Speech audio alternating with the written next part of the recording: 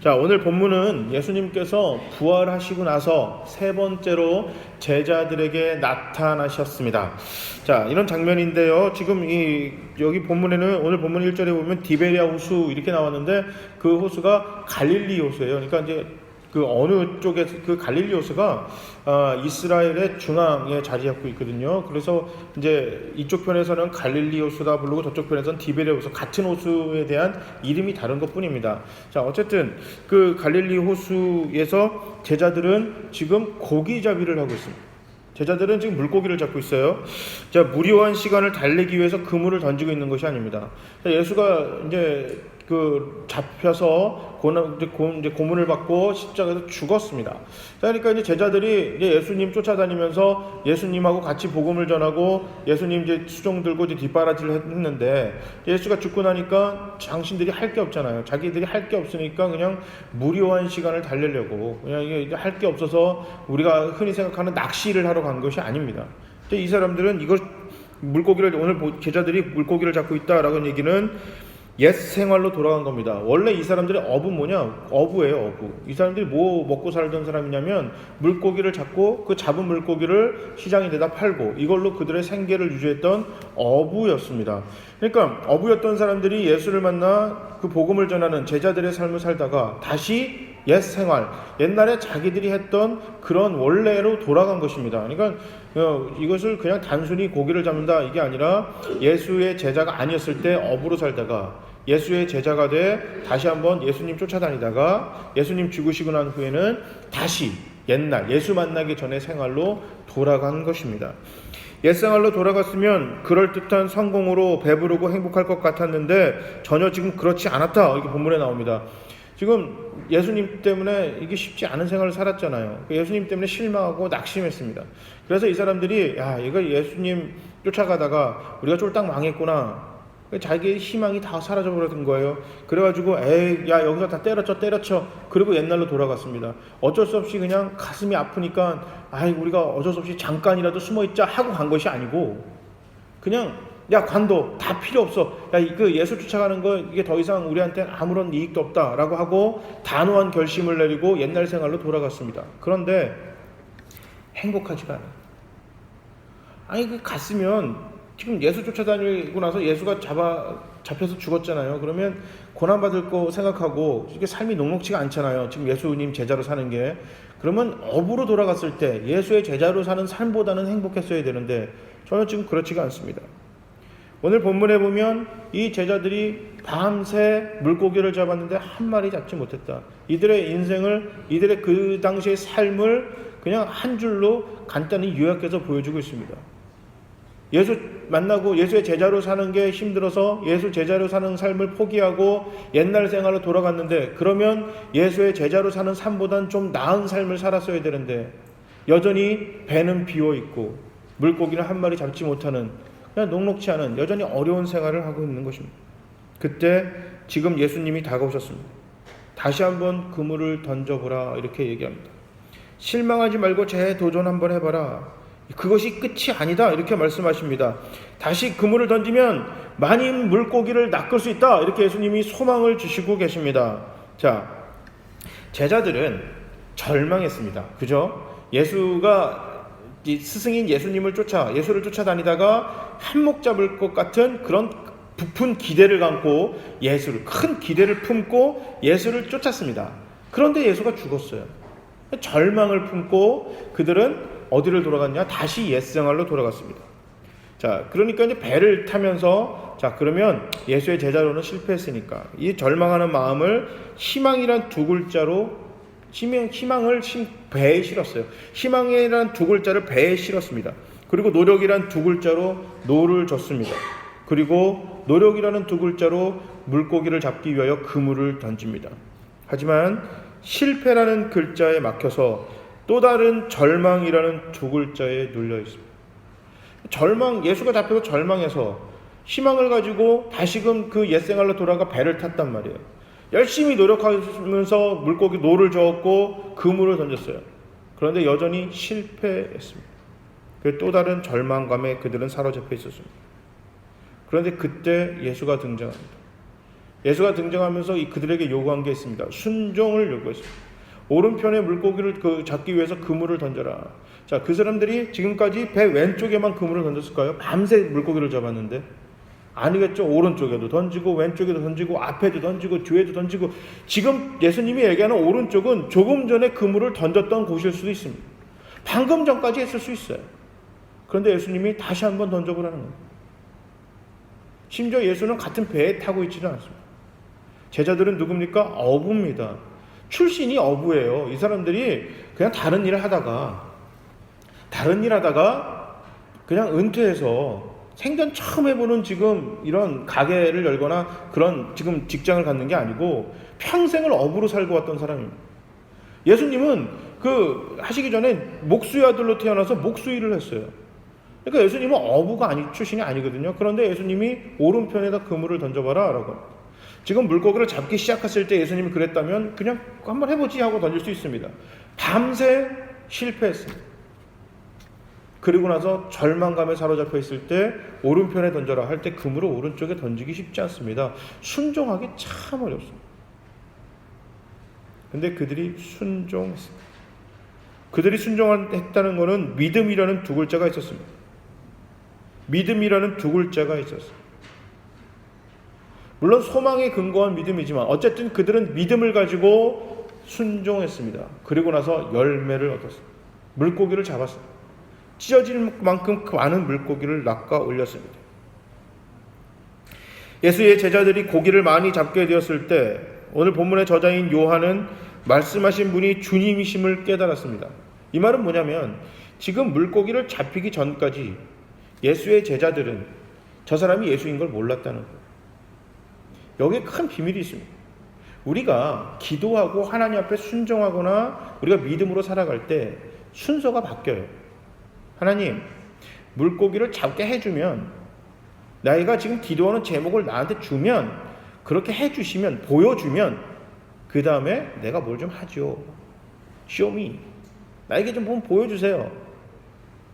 이게 돈이 있어야 내가 뭘 하지 않겠습니까? 건강이 있어야 뭘 하지 않겠어요.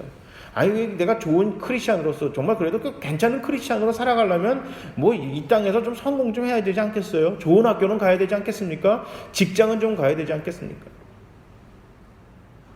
그거 한 다음에 뭐 좀 할게요. 이게 대부분 그렇게 합니다. 그러니까 당신이 하나님인 걸 먼저 보여달라는 겁니다. 당신이 신인 걸 나한테 보여주세요. 당신한테 불가능이 없다는 걸 나한테 먼저 보여주시면 그 다음에 내가 움직이지요. 우리가 대부분 그렇게 생각을 합니다. 그런데 오늘 본문의 제자들은 좀 달랐어요. 먼저 믿음을 가지고 순종을 했습니다. 그리고 나서 열매를 얻고 나서 하나님을 깨달았습니다. 153마리 고기라는 축복이 예수님과 함께 했다는 것을 그들은 먼저 깨달은 게 아니라 먼저 이렇게 순종한 다음에 훗날 그것이 그 뒤에 손으로 얻게 되는 열매였습니다. 자, 오늘 본문의 요한이 주님이다 외치니까 베드로도 그때서야 주님이시구나 라고 깨달았습니다. 외쳤습니다.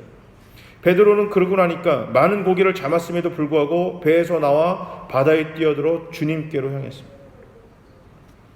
예수님의 말씀에 순종하는 것, 그것이 바로 제자들이 고기를 많이 잡게 된 결정적인 비결이었습니다. 제자들이 물고기를 많이 잡을 수 있었던 비결은 예수님 말씀에 순종했기 때문입니다. 어부였던 그들이었지만 고기잡이에 관한 전문가들이었습니다. 그러나 그런 제자들에게 깊은 데 그물을 던지라고 말씀하신 예수님은 목수 출신이었고, 그런데도 어부였던 제자들은 목수였던 예수의 말씀에 순종하여 그물을 던집니다. 자기들의 경험과 상식으로는 이해가 되지 않는 말씀이지만 순종합니다. 그러자 인간의 이해를 초월하신 하나님의 능력이 나타났습니다. 하나님의 능력이 나타났습니다. 우리가 신앙생활을 합니다. 신앙생활하고 많은 기도도 하지만 진짜 하나님을 신뢰하고 있는지, 진짜 하나님 말씀을 따를 준비가 돼 있고 그럴 생각이 있는지 우리가 먼저 깨달아야 돼요. 구원은 우리가 어떻게 하나님에 대한 신뢰가 없잖아요. 믿음이 없기 때문에 구원은 그냥 받는 거예요. 이거는 우리 마치 구약의 홍해 바다와 갈리는 것과 마찬가지입니다. 자, 하나님을 개인적으로 체험하거나 하나님을 아직 내 그 아버지로 나의 신앙의 그 상대로 내가 믿지 않았을 때는 내가 어떻게 할 방법이 없어요. 그러니까 하나님이 그냥 해주시는 겁니다. 자, 이스라엘 사람들은 아무것도 하지 않았습니다. 그냥 가만히 있었어요. 모세를 통해 바다가 갈려서 그냥 그들은 지나갔습니다. 거기서 하나님을 깨닫습니다. 그러나 두 번째로 요단강을 건널 때는 완전히 다릅니다. 왜? 그들은 40년 넘는 그런 광야 생활 속에서 하나님을 만났고 하나님의 백성이 되었습니다. 그러니까 하나님이 누군지 알고 있었던 거예요. 자, 요단강을 건넜을 때 하나님은 홍해바다를 건너듯이 그냥 여호수아를 통해서 요단강을 반으로 쫙 가른 다음에 건너갈 수 있었을 것입니다. 그러나 하나님은 전혀 다른 방법을 사용하셨습니다. 하나님이 백성이 아닌 사람들, 아직 하나님의 자녀가 아닌 사람들에게는 하나님이 전적인 은혜, 그러니까 그들은 하나님에 대한 신뢰가 없잖아요. 믿음이 없기 때문에 하나님이 전적으로 다 해주시지만 하나님의 백성들에게는 하나님은 어떤 우리들에게 순종, 하나님의 말씀을 따르는 그런 행위를 요구하십니다. 이건 구원받는 것과 상관이 없어요. 하나님의 자녀로서의 축복을 얻기 위해서는 우리가 믿음으로 하나님 앞에 정말 걸어오는 신뢰가 있어야 됩니다. 이걸 믿음이 있어야 됩니다. 그래서 요단강을 건널 때는 제사장들이 법궤를 메고 물로 먼저 걸어 들어갑니다. 그러니까 이게 지금 요단강이 갈려진 후에 제사장들이 들어가는 게 아니라 물이 여전히 있는데 제사장들이 하나님이 이 요단강을 가르시겠다라는 믿음을 가지고 한 발짝 한 발짝 발을 놓습니다. 그래서 이 법궤가 밟는 것만큼만 물이 계속해서 열립니다. 자, 약속의 땅, 젖과 꿀이 흐르는 그 가나안 땅을 손에 얻기 위해서 요단강을 건너야 했습니다. 그들의 평생 수건이었고 평생 기도의 제목이었습니다. 그것을 하나님의 축복을 손에 얻기 위해서 그들은 믿음을 가지고 물에 먼저 발을 담갔습니다. 그러자 그 물이 그들의 믿음만큼 열렸던 것입니다. 우리가 여전히 처음 구원받았던 것처럼, 아직 하나님을 잘 몰랐을 때 우리가 기도해서 하나님 얻었던 것처럼, 하나님 이거 해주시면 교회 나갈게요. 이거 해주시면 내가 기도 좀 할게요. 이거 해주시면 내가 교회에 헌신하겠습니다. 그런 아직 정말 하나님을 전혀 모르는 그런 상황들, 아직도 그렇게 어린 신앙생활에 있으시다면 이제 거기서 이제 일어나셔서 성숙된 크리스찬으로서 성장하시기 바랍니다. 제가 얼마 전 광고를 봤어요. 얼마 전 그 광고를 봤는데 재밌는 게 나오더라고요. 이게 텔레비전에서 광고를 보는데 아빠가 아이한테 아빠가 언제 제일 좋아 그렇게 물어요. 아빠가 뭐 할 때 제일 좋아 그러니까 그 아이가 뭐 대답도 안 하고 시큰둥해요. 아빠가 좋아 엄마가 좋아하는데 시큰둥한 거예요. 그러니까 아빠가 아이에게 아이가 원하는 장난감을 사줘요. 아이가 원하는 장난감을 탁 사주니까 아이가 너무 행복해하는 거예요. 누가 제일 좋아? 그러니까 아빠 그러더라고요. 우리가 하나님을 그렇게 믿는 거예요. 여전히. 난 목사인데도 그럴 때가 많아요. 하나님이 좀 잘해주면 이게 되게 좋아요. 그렇게 해야 좀 움직이는 것 같고, 막 기도해서 막 응답이 되어지면 더 막 신뢰하고 움직이고, 기도 응답이 조금 더디면, 아니면 내가 희생해야 될 게 있으면 이게 조금 애매해지는. 우리 유명한 얘기들이 있잖아요. 나라가 여러분들을 위해서 뭘 해줄 걸 기대하지 말고 여러분이 나라를 위해서 뭘 할까 기대하십시오. 우리가 그 연설문 들으면 그냥 되게 멋있다 하지만 그거 굉장히 어려운 이야기입니다. 미국에 갔는데 교수님이 이제 이런 얘기를 하시는 거예요. 얼마 전에 어떤 리고렌 목사님이 이제 목적이 이끄는 삶 썼던 저자인 리고렌 목사님이 쓴 얘기가 있어요. 많은 교인들이 교회를 이용하려고 하지 교회를 사랑하지 않는다. 그러니까 하나님을 이용하려고만 하지 하나님을 진짜 사랑하지 않는다. 그래서 희생도 섬김도 배려도 없다. 이렇게 말이 있어요. 굉장히 이게 참 철학이 담겨 있는 얘기잖아요. 근데 그때 이제 그런 얘기하면서 비슷한 얘기를 막 하셨어요. 그러면서 그 교수님이 했던 이야기가 같은 제 귀에 남아서 아직도 제가 쓰는 얘기인데 영어로 이런 얘기예요. 모든 사람이 해야 될 일인데, 모든 사람이 해야 되는데 어느 누군가 하겠지라고 사람들이 생각하니까 아무도 안 하더랍니다. 영어로 말장난이거든요. anybody가 해야 될 걸 somebody가 하겠지라고 하니까 nobody가 하더라. 그러니까 누구나 다 해야 되는데 누군가 하겠지라고 하니까 아무도 안 하더라. 누군가 섬기겠지, 누군가 믿음으로 순종하겠지. 하나님이 내 지갑에, 내 그 뱅크 어카운트에, 그 은행 잔고에 돈이 좀 늘어나면 하나님이 좋고, 그렇지 않으면 하나님 말씀에 순종할 수가 없고. 아기 때는 그게 가능합니다. 근데 내가 나이가 먹어서 중학교 들어가고 고등학교 들어가고 대학교 들어가고 졸업하고 직장을 갔다 오고 군대도 다녀오고 나이가 30, 40, 50, 60, 70이 됐는데도 여전히 부모님 바라보면서 부모님 지갑만 바라보는 거예요. 부모님 손만 바라보면서 하나님 그거 해주시면 내가 하고 안 해주시면 글쎄 좀 생각해 볼게요. 사는 게 만만치 않습니다. 올 한 해 우리들의 삶에 얼마나 많은 열매를 맺으셨습니까? 벌써 이제 얼마 안 남았어요. 엊그제 이게 2015년 기도 제목 적고 2015년 한 해를 시작하면서 이렇게 해야지 막 송구영신 예배 드리면서 내년에는 이런 거를 하기를 원하는 기도 스스로 정하고.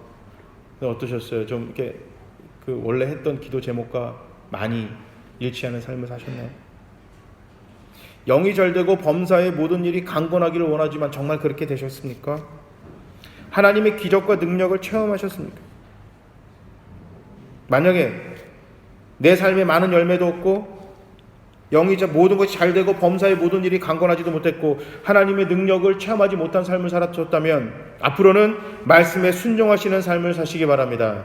시편 기자는 이렇게 고백합니다. 주의 말씀은 내 발의 등불이요 내 길의 빛이다. 시편 119편 105절에 이렇게 말씀하십니다. 하나님의 말씀이 나의 삶을 인도하신다. 이 말씀입니다. 가나안에 들어가는 여호수아에게 이렇게 약속하십니다. 너희 발바닥이 닿는 곳은 어디든지 내가 너희에게 주겠다. 여호수아서 1장 3절 말씀입니다. 어디에 가든지 무엇을 하든지 너가 이 땅에서 열매를 얻을 수 있는 비결은 바로 하나님 말씀에 순종하고 하나님과 함께하는 삶인 것입니다. 그래서 엄청난 축복 말씀하셔요. 광야부터 레바논까지 큰 강인 유프라데스 강에서부터 햇사람의 땅을 지나 서쪽의 지중해까지 모두 너희 영토가 될 것이다. 아니 받는 땅이 다 너 줄게. 이것만큼 축복이 어디 있어요?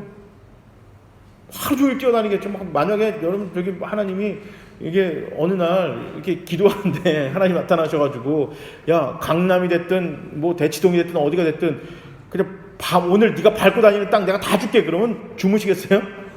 아니 주무시겠어요? 저 앉아요. 어딜 자요? 자기는. 만약에 백 목사 지금 교인들한테 다 연락해. 교인들한테 연락해서 그 교인들 너네 교회한테만 내가 축복할 거야. 자, 그 교인들이 밟는 모든 땅을 다 줄게. 교회 명의가 아니라 개인 명의로 다 줄게. 그러면 제가 여러분 몇 시에 깨울까요? 몇 시에 소식을 전할까요? 좀 나중에 하지 무시하지 싶어요. 좋은 땅은 제가 먼저 밟고 좋은 땅은 제가 먼저 밟고 오후 2시쯤 연락드리겠죠. 근데 이상하게 이게 진짜인지 꿈인지 모르겠는데 하나님이 기도 제목으로 왜 그 교회들끼리 더 좋은 땅 가져가면 어떡해요? 어쨌든 하나님이 지금 여호수아에게 이런 축복하신 거예요. 받는 땅 다 줄게. 그러나 어떻게 할 때 너가 나의 말씀에 좌우로 치우치지 않고 올바로 따라갈 때, 말씀에 순종할 때 내가 그렇게 해주겠다. 하나님의 능력을 기대하지만 진짜 하나님은 기대하지 않고 있어요. 이게 심각한 거거든요. 부모의 도움을 받아서 부모의 지갑을 막 바라보고는 있지만 실제로 부모님은 별로 원하지 않는 거예요. 안 믿는 거예요. 그러니까 나는 신앙생활을 이렇게 했음에도 불구하고 기적과 같은 그런 간증들을 많이 들으며 그런 간증의 거리가 내 삶이 됐으면 좋겠다라고 그렇게 기대를 하지만 실제로 아무 일도 일어나지 않아요. 왜? 진짜로는 안 믿으니까. 내가 진짜로 믿는 건 돈이에요. 내가 진짜로 믿는 건 학벌이에요. 내가 진짜로 믿는 거는 힘과 권력이에요. 강남 불패라는 얘기가 있어요. 좋은 학군, 강남에 다니는 학군 다니는 사람들이 요즘 SKY 학교를 꽉 잡는답니다. 이게 현실이라는 거예요. 하나님, 우리 자녀들이 하나님을 바라보며 공부를 열심히 해서 다른 누군가의 생명과 풍성한 삶을 위해서 기도하게 해주세요 라고 해서 강남으로 이사 갈 수도 있고 공부할 수도 있어요. 근데 사정이 안 돼서 못 갈 수도 있겠죠. 기도하고 자녀들한테 그런 꿈을 심어주고 자녀들이 기도하고 열심히 공부하는데 그럼에도 불구하고 그것만으로 성이 못 차는 거예요. 하나님, 나의 사업에 주님 도와주시옵소서 라고 얘기하지만 하나님이 오른편에 물고기를 잡게 그물을 던져라 라고 기도하면서 하나님 말씀대로 성실하게 살아라. 여기서 하나님, 나 세금을 다 내면 망하는데요. 그래도 세금을 올바로 내는 게 하나님 원하시는 거다 라고 뭐 이렇게 말씀해 주시는데도 못 내고 있는 거예요. 망할 것 같아요. 그러니까 그렇게 기도하고 그렇게 헌금하고 그렇게 교회 성실하게 열심히 일을 하는데도 불구하고 하나님의 능력은 나타나지 않아요. 가나안 땅을 점령해야 할 여호수아와 그의 백성들에게 필요한 것은 전력이나 전술일 것이라 이렇게 상식적으로 생각할 수 있습니다. 전쟁을 앞뒀는데 무슨 하나님 말씀을 따라가고 하나님 말씀을 순종하는 거, 기도하는 것이 뭐가 그렇게 중요하겠습니까? 진짜 전쟁을 할 때 제일 필요한 건 전략과 전술이잖아요. 강력한 무기입니다. 그러나 하나님은 땅을 차지하고 어디에 가든지 성공하는 비결은 하나님 말씀에 순종하여 사는 것이다 이렇게 말씀하고 계십니다. 자, 하나님의 생각과 내 생각이 대치될 때 무엇을 선택하는 건 내 몫입니다. 하나님은요, 마치 경찰 특공대처럼 내가 원하지 않는데 문을 때려 부시고 들어와가지고 하나님이 원하시는데 내 멱살을 잡고 끌고 가시는 분이 아니십니다. 요한계시록에 어떻게 나와요? 내가 문 밖에 서서 두드리노니 누구든지 그 문을 열면 그때야 내가 그 문 안에 들어가 같이 한 테이블, 한 식탁에서 먹고 마시면서 교제할 것이다 이렇게 얘기해요. 그러니까 예수님은 밖에서 문을 두드리고 우리가 열어줄 때 들어오지 초대도 안 했는데 막 그냥 무작정 불쑥불쑥 찾아가는 그런 분 아니시다.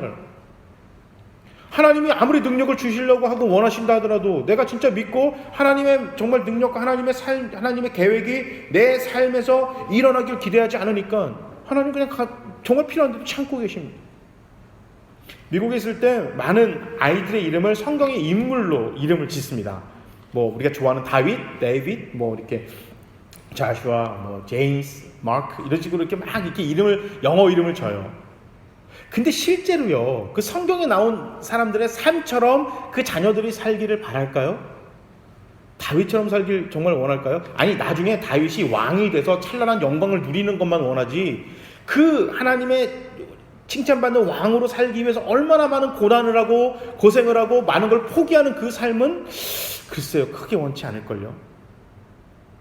그 자슈아라는 이름이 여호수아인데요. 그 여호수아라는 이름이 성경이 예수랑 같은, 예수님이랑 똑같은 이름이에요.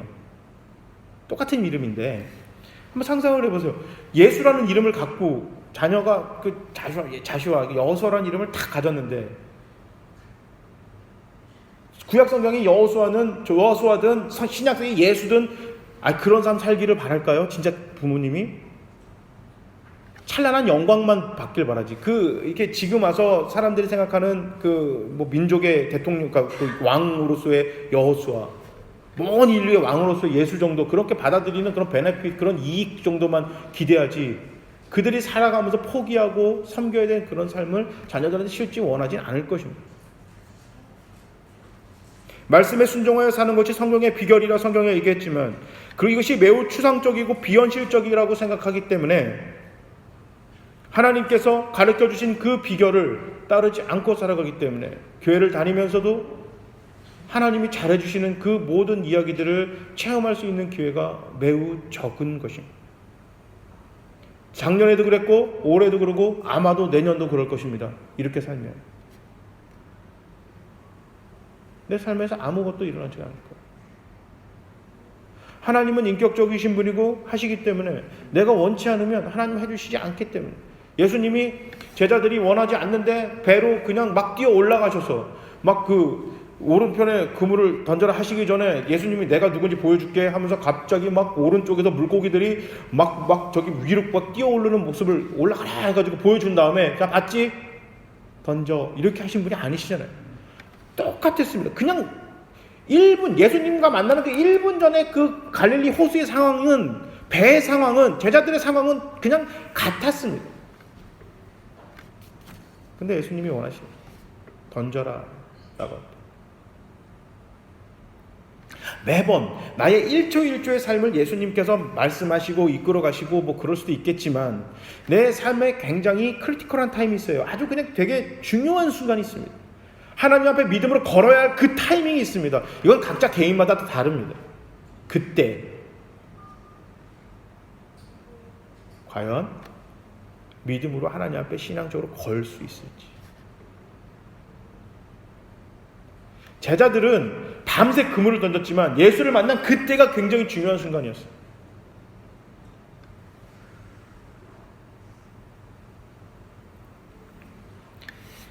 바라건대 오늘 본문의 예수의 말씀에 순종하여 그물을 던졌던 제자들처럼 마지막 남은 한 해 또 내년 2016년에도 전적으로 하나님 말씀에 순종하여 삶의 바다에 그물을 던지는 우리 모두가 되시기를 주님의 이름으로 축복합니다. 하나님께서 하라고 하신 것들을 순종하며 실천하는 한 해가 되시기를 바랍니다. 하나님께서 하지 말라고 하신 것들을 절제하며 하지 않는 그런 성별된 삶을 사는 복된 한 해가 되시고 복된 우리가 모두가 되시기를 주님의 이름으로 축복합니다. 하나님께서 우리의 삶에 풍성한 열매를 많이 맺게 해주실 줄로 믿습니다. 나뿐만 아니라 다른 누군가의 생명과 풍성한 삶을 위하여 내 삶에 풍성한 열매가 많이 열리는 저와 여러분이 되시길 바랍니다. 이것이 오늘의 하나님의 약속의 말씀입니다. 제자들이 밤새 고기를 잡지 못한 이유는 호수에 고기가 없었던 것이 또 아니었습니다. 제자들은 이미 예전 생활로만 살 수 없는 사람들이었습니다. 더 이상 예전의 그들이 아니었기 때문입니다. 배도 그물도 호수도 심지어 그들의 어부로서의 능력도 예전 그대로였습니다. 그러나 그들의 신분이 더 이상 예전의 그들이 아니었습니다. 그들은 주님의 제자가 되었었습니다. 그러니 주님 없이 세상을 낚으려 할 때 아무것도 낚이지 않고 또 무엇을 잡았다 한들 결코 만족할 수 없었습니다. 오늘 본문에 이 제자들은 물고기를 잡으려고 밤새 그물을 던졌어요. 그래서 그들이 원하는 걸 얻었습니다. 근데 지금 베드로나 이 제자들의 태도를 보면 물고기에 관심을 두지 않습니다. 왜? 물고기로 만족할 수 없기 때문이었습니다. 우리가 하나님의 자녀가 됐다는 얘기는 신분이 변했어요. 신분이 변했기 때문에 이건 뭐냐면 가문이 바뀐 거예요. 가문마다 그 가문에 따르는 법도가 있습니다. 가문의 법도가 바뀌었어요. 자, 가문의 법도가 바뀌었는데 내가 이 가문의 법도를 따르든 안 따르든 신분이 바뀌었기 때문에 내가 옛날에는 물고기가 153마리가 그물이 찢어질 만큼 잡히면 기뻤는데 이제는 이것도 기쁘지만 누가 더 기쁜 거예요? 자기들이 버렸다고 생각해 내 안에 없다고 생각하는 예수를 만나니까 이 물고기보다 예수가 더 좋은 겁니다. 돈보다 예수가 더 좋아지는 거예요. 교회를 다니며 사탄은 계속해서 우리를 속입니다. 예수보다 더 좋은 것이 있게끔 우리를 자꾸 착각하게끔 만듭니다. 내 돈이 싫은 게 아니에요. 이렇게 여러분 착각하시면 곤란해요. 우리가 예수를 잘 믿으면 난 돈이 싫어지겠지, 명예가 싫어지겠지, 세상의 권력이 싫어지겠지. 아니요. 돈이 여전히 좋습니다. 권력도 좋고요. 아시잖아요. 비싼 음식이 맛있어요. 비싼 옷이 좋아요.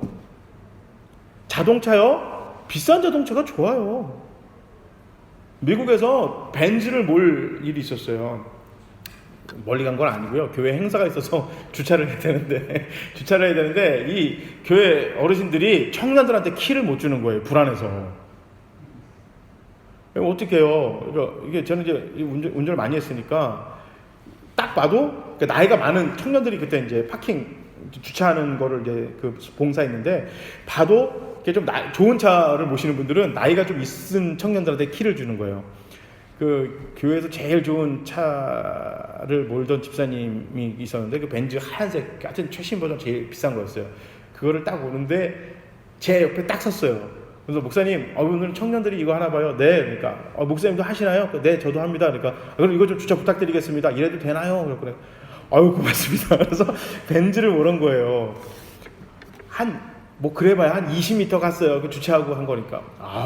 좋더라고요. 벤츠가 좋아요. 이게 쫙 땅에 깔려가는데요. 아우디요? 얼마나 좋은데요. 비싼 차가 좋아요. 화장실이 1개 있는 집보다 2개 있는 집이 편합니다. 하지만 그거는 순간적으로 만족을 줄 수 있어요.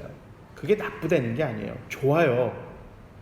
여전히 좋지만 예수가 그것보다 더 좋아진 것입니다. 그러니까 예수 아니면 만족할 수가 없는 거예요. 이제 예수를 한번 맛보면, 하나님을 한번 맛봤던 경험이 있으면 내 안에 그 기억이 있기 때문에 그 기억이 나를 자꾸 예수 아니면 만족하지 못하는 그런 상태로 만들어져 있기 때문에 신분이 바뀌어서 난 예수 아니면 만족하지 못하는데 세상은 예수 아닌 걸로 만족할 수 있다고 자꾸 꼬드기는 겁니다. 다른 걸 먹어도 계속해서 목이 마른 것입니다. 그러나 우리가 예수를 먹을 때 만족함이 있는 것입니다. 하나님 말씀을 먹을 때 거기에 참 기쁨이 있음을 여러분 깨달으시기 바랍니다. 교회에 젊은 사람들이 많지 않다 이렇게 얘기합니다. 이거는 한국 교회나 미국 교회나 공통적인 것입니다. 그러면 이렇게 얘기해요. 요즘 젊은이들은 전도하기가 참 힘듭니다. 젊은 사람들은 시간적으로 바쁘고 교회 생활하기 힘들고, 그 다음에 뭐 얘네가 무슨 뭐 정신 상태가 이상하고 뭐 인터넷을 많이 하고 뭐 컴퓨터를 많이 해서 그렇다면 이렇게 저렇게 얘기 많이 합니다. 정말 이런 이유들이 맞는지 한번 돌아봐야 합니다. 그렇다 않다 이렇게 생각합니다. 그렇지 않다 생각. 요즘에 이게 뭐 청년들뿐만 아니라 젊은 세대들이 보면 기독교에 대해서 되게 불만족스러운 이야기들을 많이 합니다. 이 얘기는 뭐냐면 그만큼 관심이 있는 겁니다. 이게 불만족보다 더 무서운 건 무관심이거든요. 그래서 우리가 그물을 가지고 그들에게 사역을 하기 위해서 여러분 기도 많이 하셔야 돼요. 이 지역에 믿지 않는 사람들을 위해서 여러분 기도하시고 그들이 어떻게 하면 예수를 믿을 수 있을지 주야로 묵상하시는 저와 여러분이 되시기를 바랍니다. 소외된 이들에게 사랑의 손길을 펴는 사역을 해야 합니다. 복음을 들어야 하는 사람들을 찾아서 깊은 곳에 그물을 던지는 귀한 사역자들이 되어야만 합니다. 이거는 그냥 목사들만 하는 것이 아니라, 목사나 몇 명 그 교회 중역자들만 하는 것이 아니라 누구나 해야 되는 것입니다. 예수를 전하는 건 누구나 하는 것입니다. 어떤 이들만 하는 것이 아니라 누구나 해야 되는 것입니다. 우리의 삶에 여러분 하나님을 맛보시기 바랍니다. 하나님을 맛보시기 위해서는, 정말 강력한 그 맛을 보기 위해서는 믿음으로 그물을 던져야 합니다. 믿음으로 그물을 던져야 됩니다. 어떤 분들은 돈일 수도 있고요. 어떤 분들은 시간일 수 있습니다. 또 어떤 분들은 건강일 수도 있습니다. 어떤 사람들은 자기의 마음일 수도 있습니다. 따뜻한 말과 얼굴 표정일 수도 있습니다. 모릅니다. 아무것도 모르지만 우리가 믿음으로, 우리가 하나님의 말씀대로 우리가 그물을 던져야 될 때가 있습니다. 그때 눈 딱 감고 그물을 과감하게 던지는 우리 모두가 되시길 바랍니다. 신앙생활 가운데 많은 열매를 맺으려면 믿음으로 그물을 던져야 하는데, 교회 생활을 오래 하였는데 신앙에 많은 열매가 없다면 아직 나는 믿음으로 그물을 던지고 있지 않는 것입니다. 끝까지 가는 것이 중요합니다. 지금까지 없었습니다. 너무 지치고 힘들었습니다. 밤새했습니다. 할 수 있는 노력은 다 했습니다. 그래도 더 한 번 해보는 겁니다. 그래도 한 번 더 해보는 겁니다. 이것이 정말 중요해요. 이게 한 번 더 해보는 겁니다. 끝이 아닙니다. 하나님이 끝이라고 해야 끝이지 우리가 끝이라고 하는 건 끝이 아닌 것입니다. 열매를 얻을 때까지 그 사역에 주님이 일하시는 것을 볼 때까지 하는 것입니다. 끝까지 하는 것이 중요합니다. 헌신도 마찬가지입니다. 마리아가 예수님의 발 아래 값비싼 향유를 부었습니다. 이거는 뭐 돈 얘기하는 것이 아닙니다. 나의 정말 중요한 것을 하나님 앞에 바칠 준비가 됐냐는 거죠. 어떤 분들은 돈에 민감하신 분이 있어요. 그러나 어떤 분은 돈은 괜찮은데 자기가 어떤 그 육체적으로 봉사하는 거에 되게 민감하신 분들도 있어요. 어떤 사람들은 시간에 되게 민감하신 분들도 있어요.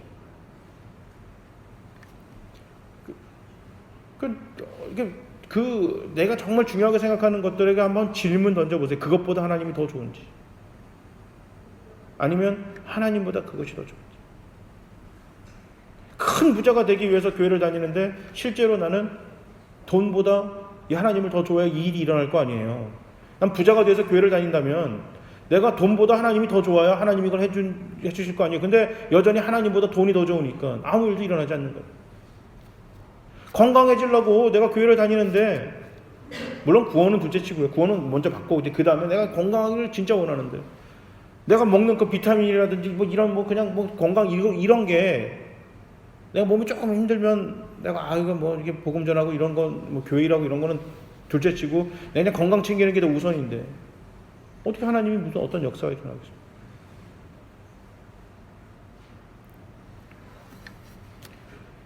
하나님은 우리를 물고기 낚는 어부뿐만 아니라 사람을 낚는 어부로 다 부르셨습니다. 물고기에만 집중하는 우리 모두가 되지 않기를 바랍니다. 물고기가 아니라 하나님과 사람에게 먼저 집중하시는 저와 여러분이 되시길 바랍니다. 그때 물고기도 따라오고 사람도 따라오는 것입니다. 물고기도 따라오고 사람도 따라왔습니다. 153마리라고 셌잖아요, 제자들이. 물고기를 무시한 게 아니라니까요. 아니, 물고기를 무시했으면 물고기 다 버렸겠죠, 그냥 거기다가. 물고기를 무시한 게 아니에요. 돈 다 갖다 포기하라는 얘기 아닙니다. 공부한 거 다 포기하라는 얘기가 아니고요. 건강 다 망칠 때까지 교회 일하라는 얘기가 아니에요. 오늘 본문 말씀을 보면. 하지만 무엇을 먼저 보느냐, 이것이 우선순위가 너무너무 중요한 것입니다. 어렸을 때 이런 얘기 많이 들었습니다. 공부해라. 공부해서 남 주냐? 네, 공부해서 남 주는 겁니다. 공부해서 남 주기 위해서 공부하는 겁니다. 기독교인들은. 돈 벌어 남 주냐? 네, 돈 벌어서 남 주기 위해서 돈을 버는 것입니다. 세상은 5,000명이 먹을 수 있는 그만큼의 비싼 음식을 한 끼에 먹는 사람을 부자라고 합니다. 그죠? 한 끼 식대가 5,000명이 먹을 수 있는 것을 먹는 것을 부자라고 합니다. 세상은. 하지만 성경에서 진짜 하나님이 원하시는 부자는 누구냐면 5,000명을 한 번에 먹일 수 있는 사람을 부자라고 합니다. 그냥 상상해봐. 어떤 사람이 더 진짜 부자일까요? 아니, 이양 부자는 폼나는 부자가 되세요. 한 번에 내가 5,000명을 빡 먹이고도 든든한 부자들 되시기 바랍니다. 하나님은 돈을 어떻게 버냐 가르치시는 게 아니라 돈을 어떻게 쓰냐를 가르치십니다. 누가 주인이냐는 겁니다. 돈의 주인이 누구냐라는 거예요. 너가 돈에 사로잡혀 있는 거냐? 돈이 너에게 사로잡혀 있는 거야. 내가 돈에 사로잡혀 있기 때문에 5,000명을 못 먹어. 돈을 못 써요. 내가 갖고 있는 지식에 사로잡히는 거예요. 지식에 잡혀 있는 거예요. 그러니까 내가 공부해서 남을 못 주는 거예요. 근데 요즘은 세상은요, 우리보다, 교회보다 더 빠른 것 같아요. 돈 벌어 남 주고 많이 배워 남 주는 사람을 칭찬합니다. 예수 안 믿는 빌 게이츠나 이런 사람들 보세요. 얼마나 폼나게 멋있게 사나요? 그 많은 재산 자녀들한테 얼마 물려주지 않을 거예요. 이게 자기가 나중에 나이 먹거나 죽을 때 문제가 생길 것 같으니까 지금부터 아예 법적으로 그걸 해놨어요. 우리가 볼 때는 많은 돈이지만 그 사람들 재산에 보면 말도 안 되는 재산만 자녀들에게 물려주고 나머지 다 사회에 환원한답니다. 그리고 그걸 당연하게 생각해요. 이게 왜 이상해? 당연한 거지? 이렇게 생각합니다. 아니, 예수 안 믿는 세상도 그렇게 해요. 어려운 사람들 도와주는 거 당연하게 생각하고, 콩 반쪽으로 나눠 먹는 것, 이게 우리 성도들이 콩 하나를 반쪽으로 나눠 먹으라 어려울 때, 이 말은 뭐예요? 둘 다 똑같이 어려운 거예요. 나만큼 어려운 사람이랑 똑같이 나누라는 거예요. 우리 성도들이 예수 믿어서 그런 생각했을까요? 세상은 예수를 안 믿어도 그런 생각합니다. 근데 교회를 다니면서 우리가 그런 생각하지 못하고 있다면, 이거는 오늘 우리가 심각하게 반성해야 되는 것입니다. 예수님과 동행하길 원합니다. 예수님과 진짜 동행한다면 예수가 진짜 원하고 관심 있는 것에 우리도 관심을 가지고 원하는 그런 삶을 살 수밖에 없습니다. 지금까지 내가 살아오는 2015년도의 삶, 아니 지금까지 살아온 나의 평생이 다른 누군가가 아니라 내 가족을 위해서만 여러분 교회 다니셨다면 앞으로 다가올 2016년도는 나와 내 가족만이 아니라 내 주변에 있는 다른 누군가를 위해서 교회를 다니시고 기도하시는 모두가 되시길 바랍니다. 그때 우리 삶이 공허하지 않고 우리가 하나님의 말씀에 심기웠을 때, 은혜의 강가에 우리를 심었을 때 하나님은 우리에게 풍성한 열매를 맺게 해주실 것입니다. 그 열매로 다른 누군가의 생명과 풍성한 삶이 이루어질 것입니다. 나의 재능이, 나의 삶이, 나의 돈이, 내 건강이, 나의 고집이, 이 모든 것들이 하나님을 위해 사용되어질 것입니다. 하나님 말씀에 순종하십시다. 믿음을 가지고 그물을 던집시다. 그럴 때 열매와 고기와 돈과 명예, 모든 것은 다 따라온다. 이런 믿음을 가지고, 말씀을 가지고 순종하고 사시는 저와 여러분이 되시기를 주님의 이름으로 축복합니다. 아멘. 우리 다 같이 함께 기도하시겠습니다.